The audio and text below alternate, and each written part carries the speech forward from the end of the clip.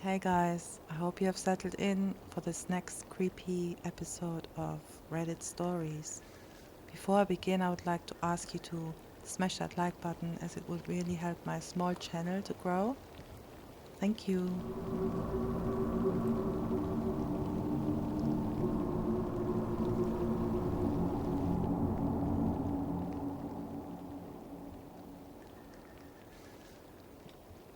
To understand my story, you sort of have to know a tiny bit about trespassing laws in our country, in that we don't have any, so long as you're respectful and non-destructive.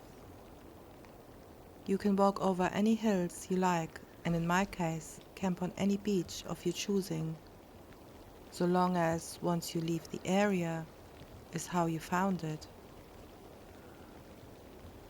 I used to love camping when I was little. Our family would go multiple times a year with a large group of my parents, friends, and their kids. On average, there were maybe 10 of us at a time, which was a bit of a logistical challenge since we've always headed out to this one really remote beach on the coast. Actually, we weren't the only ones.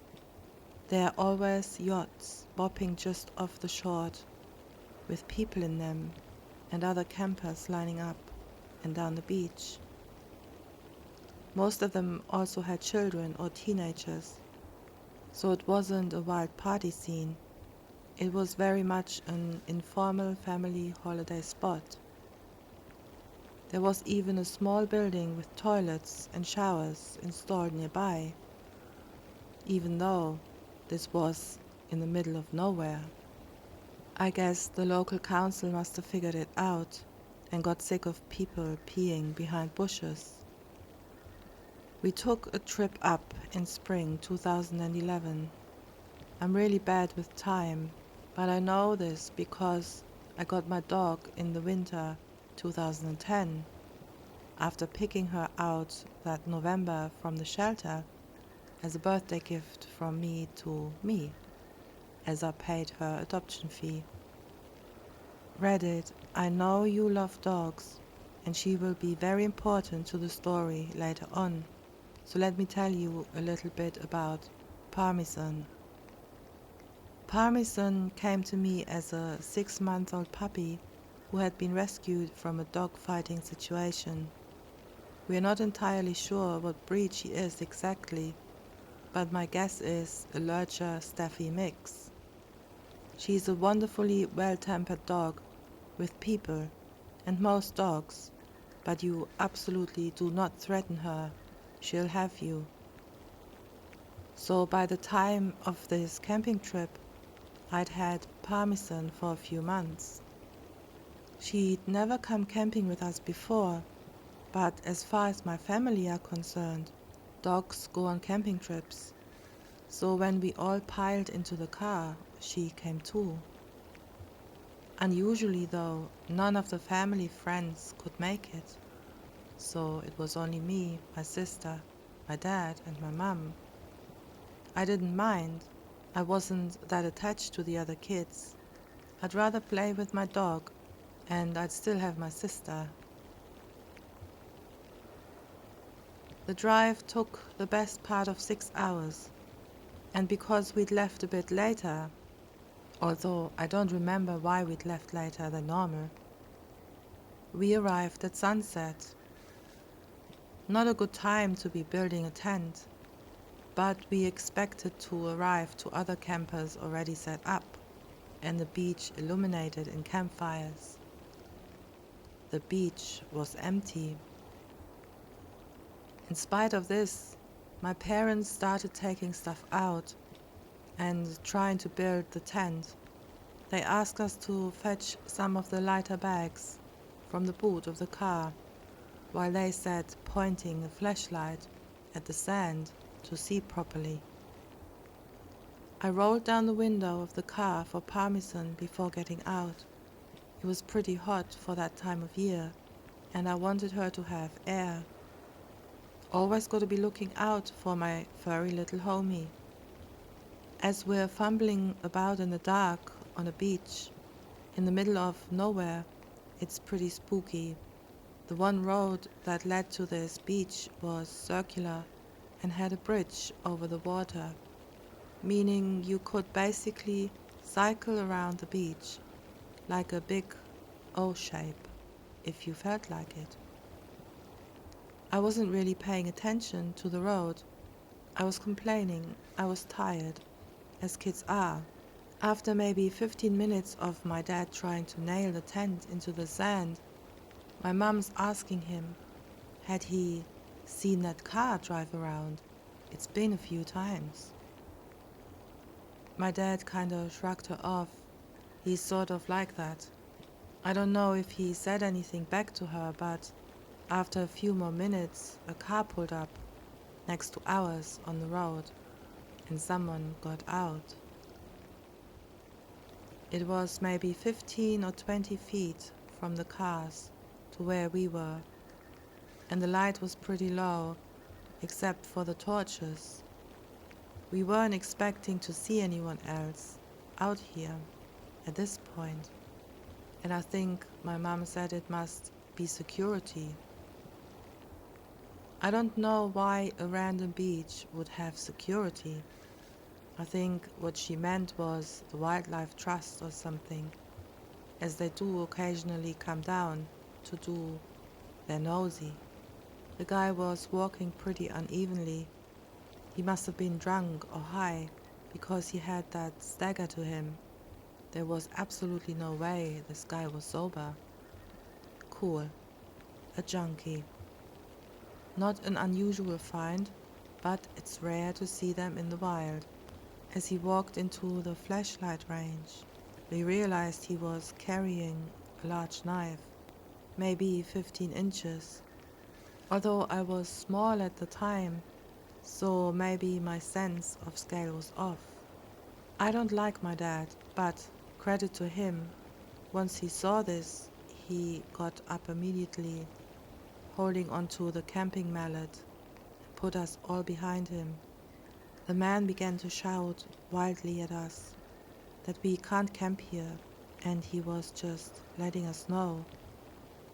My dad tried to initially be a bit low-key with the guy and told him that was fine.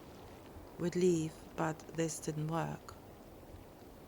He'd kept coming closer to us, so my dad started shouting, and the man kept shouting back. My sister and I were crying. I remember shaking. I was utterly terrified, as I'm sure anyone would be in that situation.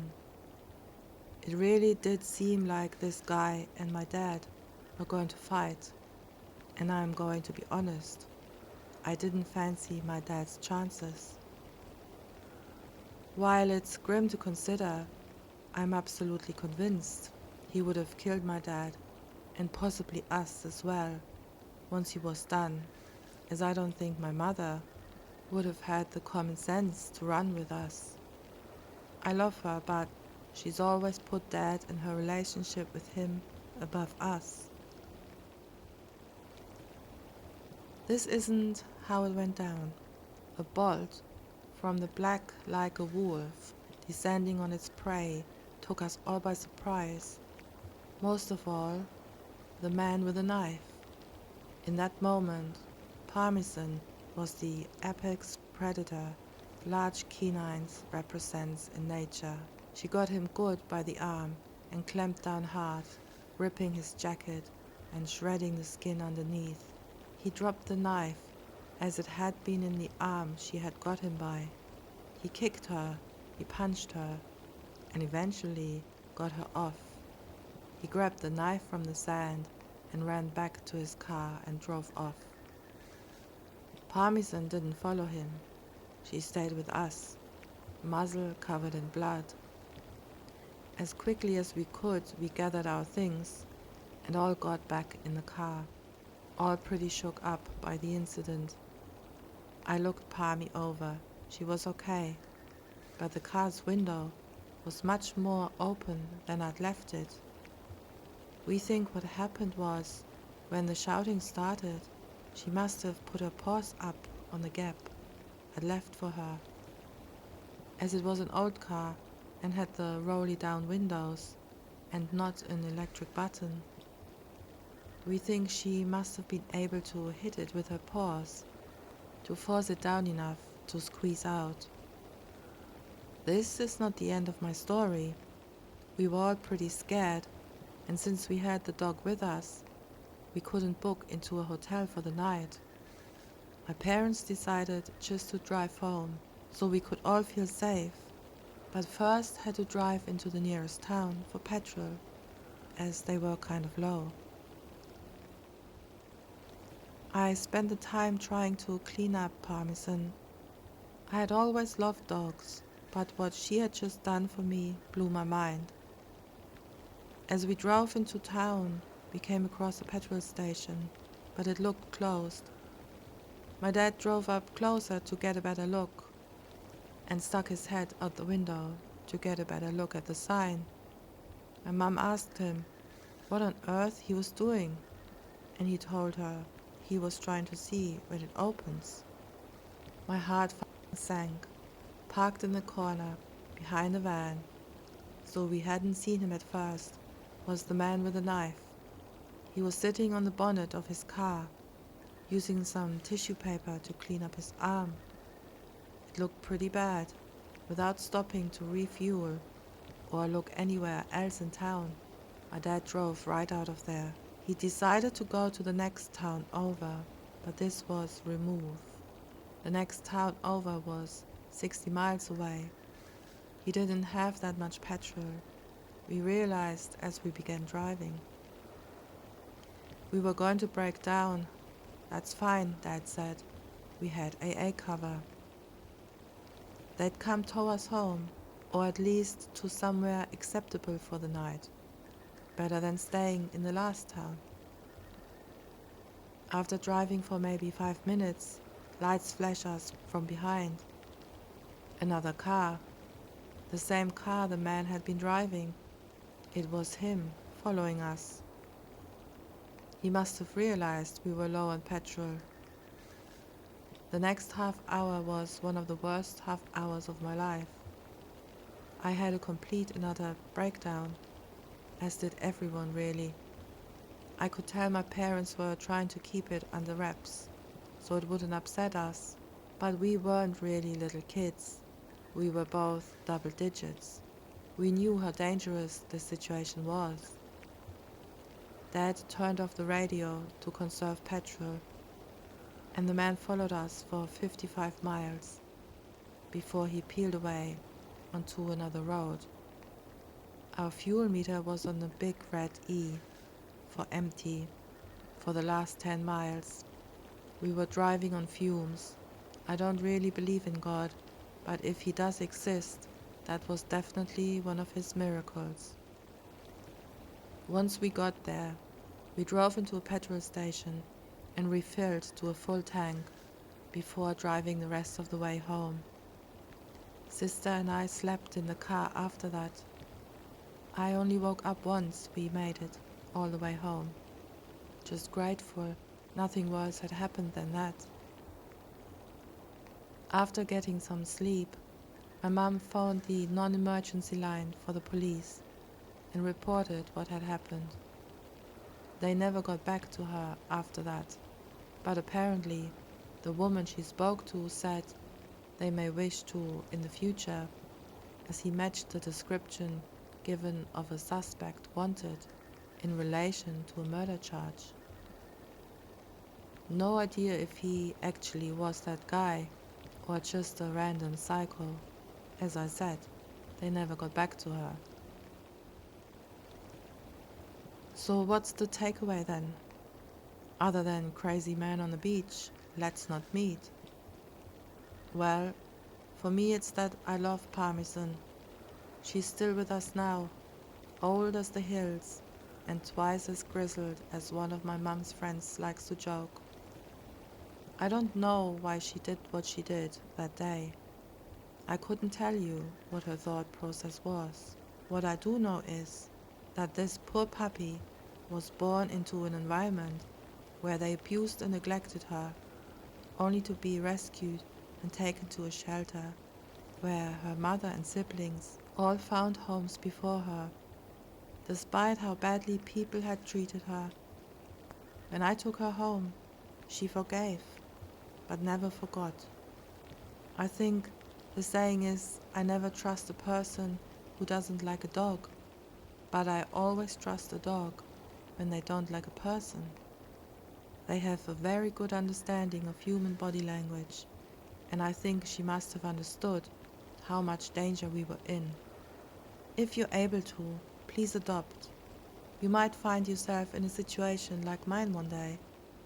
I promise you, if you are willing to save a four-legged friend's life, they will pay you back tenfold, if they're able to, without a thought of their own safety. I paid £78 for Parmesan's adoption fee, which is a lot when you're a kid, but it chills me to my bones knowing if I hadn't been so instant on a dog, I might be dead.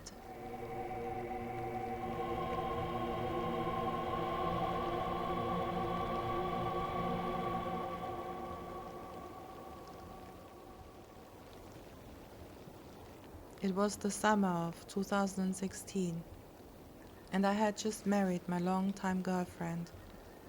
Over the course of our 12-year relationship, we had traveled to the mountains several times, in both summer and winter, for camping, but also to stay in nice mountain hotels and snowboard the slopes. Naturally, we both agreed this was how we wanted to spend the first few weeks of our marriage. We booked a 20-day stay at a mountainside campground on the other side of the country. We also decided to bring our dogs with us, as they too love being outdoors, and we generally bring them camping anyway. After 2 days of road tripping, we had arrived, quickly set up and settled in for a good long stay on the mountain. It was beautiful. A couple of days into our trip, and we had already met a bunch of fellow campers. We are very experienced campers, so we generally attract a lot of attention from novice campers asking for tools or supplies, as they see we are well set up. We are usually more than happy to help people get situated if they need matches, cream or sugar, or help setting up their equipment. It was day 4 or 5 when she first made her presence known to us. I will refer to this person as she or her, as we never learned her name. We were sitting down under the shade of the large pine tree at the edge of our site, drinking beers and playing cards, when she seemingly appeared out of nowhere. She was just suddenly right there. "Can I pet your dog?" she said. Even my dogs didn't see her approach, as the very sound of her voice triggered them into a startled frenzy. As the dogs were worked up already, I politely told her no. Then she just stood there at the edge of our site. Didn't say a word, just stood there, sort of existing, but not really doing anything.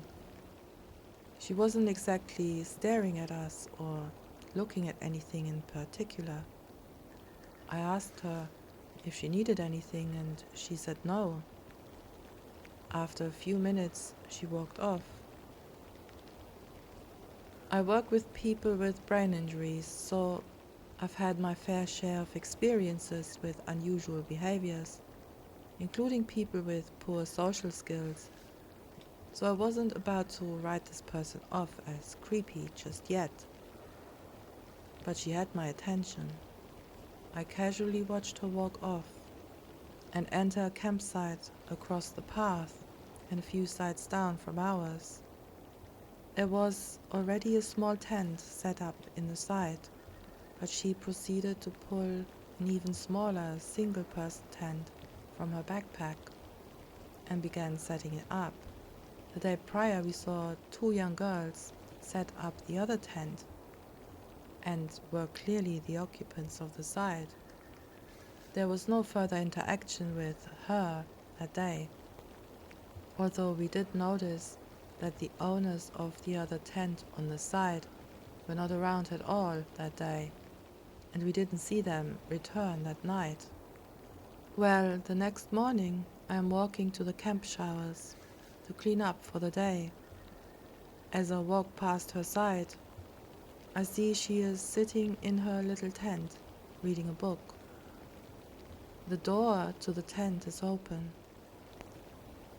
I pay no attention and keep on my way to take my shower.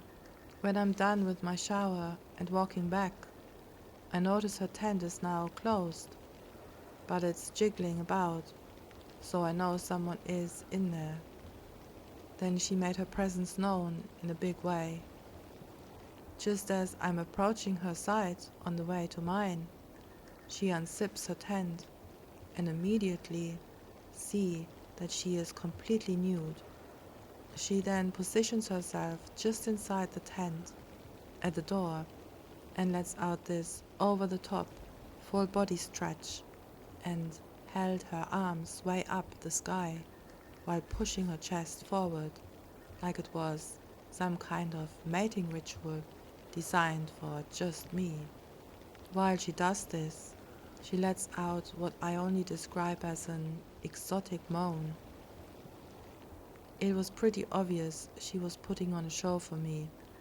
I continue on my way to my site and tell my wife about the display I had just witnessed. We both laughed it off and moved on with our plans to day hike a good trail to a waterfall. The trailhead for this hike was accessible from the campgrounds, so we didn't have to drive to get there. We just walked the additional 2 kilometers to the trail. We walked at a good pace, so when we got to the trail, we decided to stop for a few minutes and take some photos of the surrounding mountains before heading into the thicker bush. After sitting there for maybe 5 minutes while my wife is taking pictures, she emerges from the trail that leads towards the campground. At first I thought, okay, coincidence. She's staying here and this is a pretty common trail. But then she sees that I see her and she stops dead in her tracks and just stands there. Same demeanor as our first encounter, just standing, not doing anything in particular, but also sending creep vibes our way. This was the first time I said to my wife, I think we have a stalker. Confused, my wife then looks to where I'm looking and is immediately a little creeped out. Once again I think, whatever may be, she's just hiking the trail, no big deal. So we continue on the trail at a good pace, and she maintains a consistent distance behind us. Our dogs at this point are a little distracted by her, and our youngest dog keeps turning around to watch her. I got a little fed up with the dog constantly stopping to look back, so I decided we will stop for some water and let this woman pass. Well, what does she do but stop walking when we stop, and once again just stands there. Okay, so now we are genuinely concerned because this is approaching horror, suspense, movie creep level, and I start to wonder what this girl's intentions are, standing motionless at the distance and refusing to pass us just ramped up the ocean factor to about 9. So my wife and I agreed to just cut the hike short by taking the shorter loop, which was another half kilometer ahead, and head back to our camp. We managed to get some distance between us by jogging every time we would make a turn and she was out of sight. We didn't see her again until later that night. That night my wife decided to take an evening shower at the camp showers. When she returned to our camp, she tells me our stalker was in the bathrooms, also taking a shower. This time, however, she was with 2 other girls and appeared to be getting ready for a night at the club. There is a nearby ski town that has a few nightclubs and bars, so it was reasonable to see the girls getting ready for a night out. The 2 girls she was with were the 2 we saw previously set up at her side. My wife explains that she quickly picked up on the fact that the 2 girls and our stalker friend were not well known to each other. It was clear that the 2 girls were close friends with plans to go out partying, and our stalker was making an attempt to be friends and sort of invited herself to join them in the night out.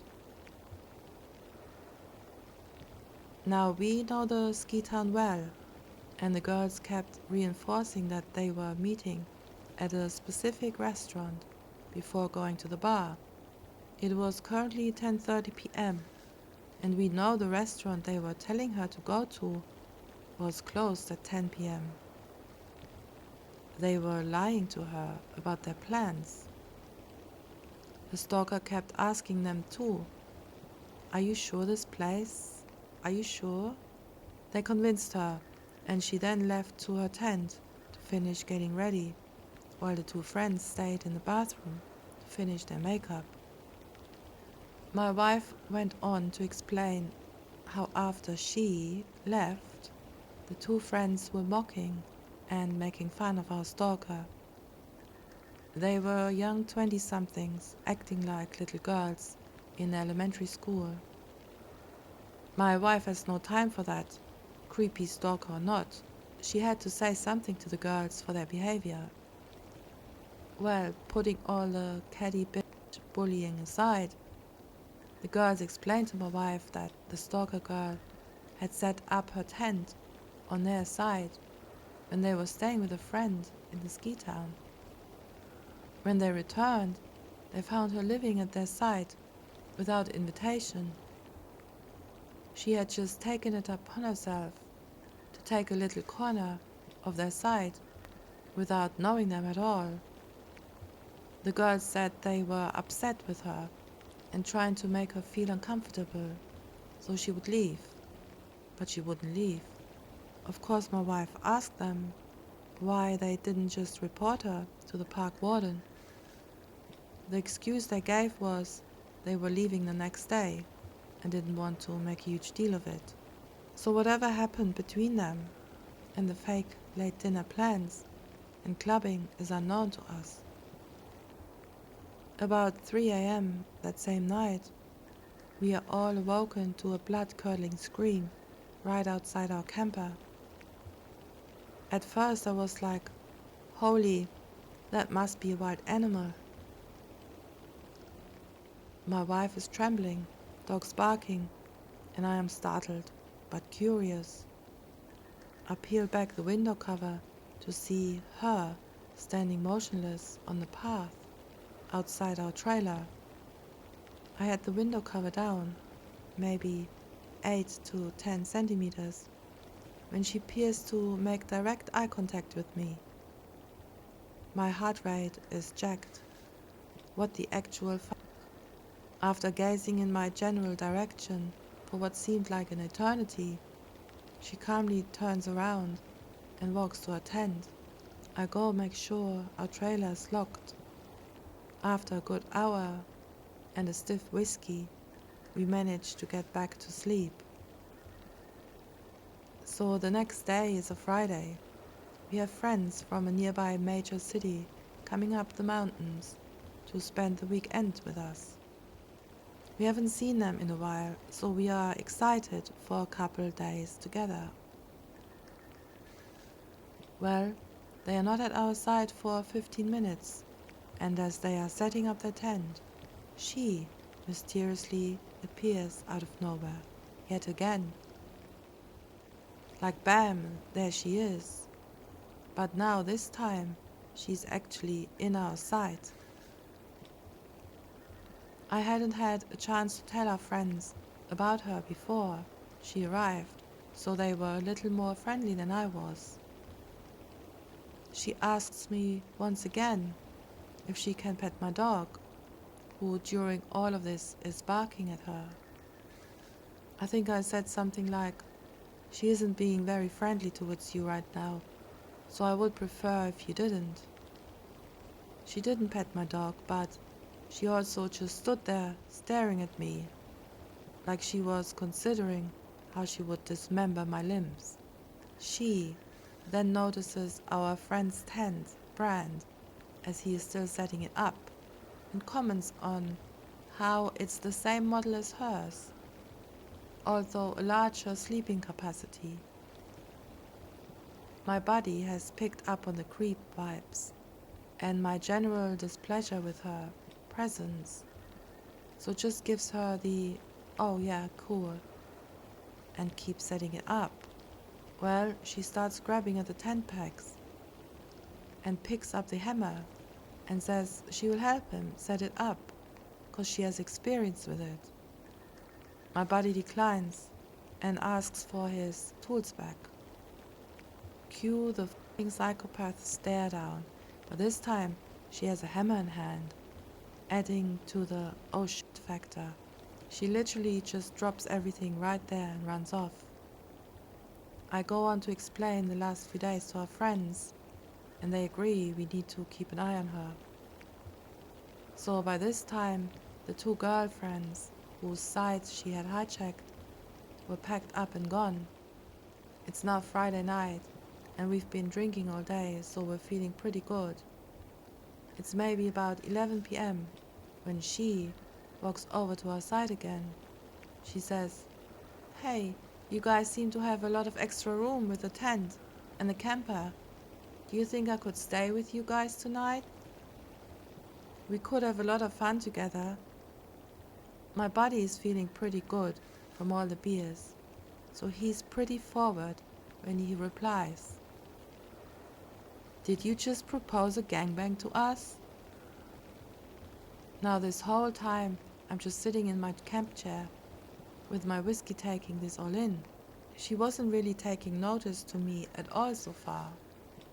Then she smiles, turns her head, and looks directly down at me and says, "I like your friend."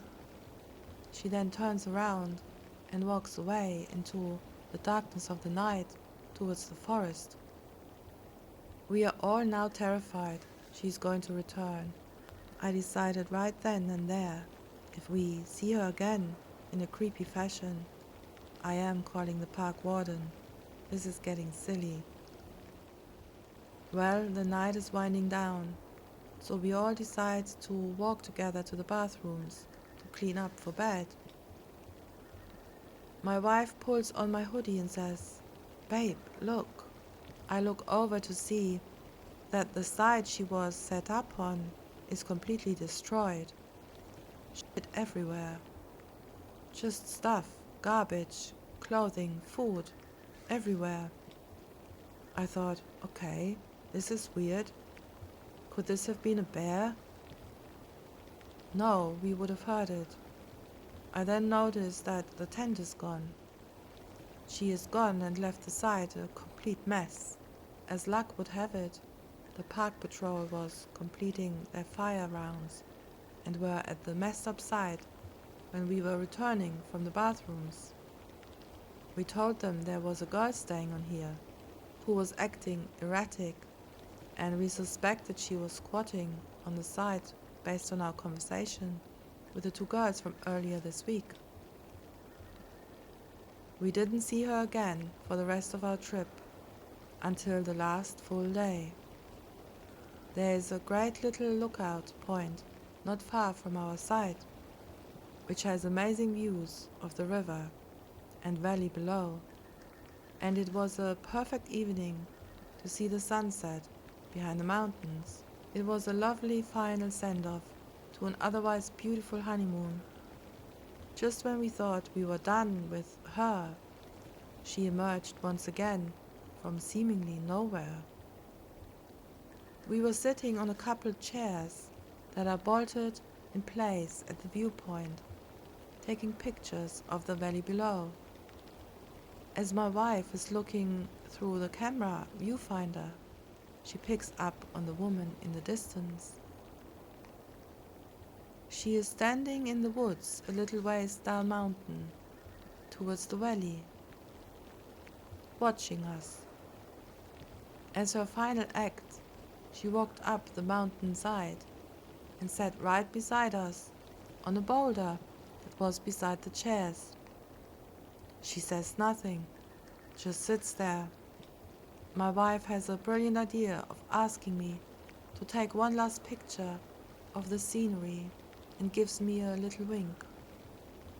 I pick up on her idea right away and I position myself so this woman is going to be in the picture. My wife wanted this lady's photo in the event something bad happens with her before we can leave the area. We took our final look at the beautiful scenery and headed to our camp for the night. We didn't see or hear from her again.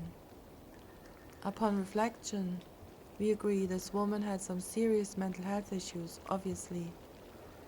She had zero social skills, and we did witness her attempt to make friends with those two girls, that shafted her in a terrible way. That being said, she did things way beyond the realm of acceptable social awkwardness.